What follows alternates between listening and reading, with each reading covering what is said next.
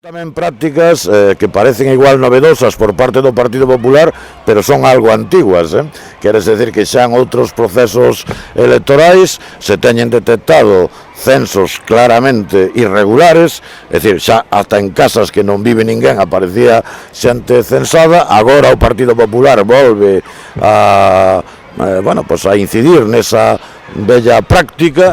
E, home, eu o que lamento é que quen ten competencia para, se é verdade o que vostede me está dicindo, ¿no? Quen ten competencia para resolver estas cuestións tan irregulares non o faga, ¿no? Pero en calquer caso nos denunciaremos políticamente esa práctica fraudulenta, de todo punto de vista fraudulenta. E francamente, volvo a decir, jolín, vivimos en democracia ou en que tipo de régimen político vivimos, ¿no?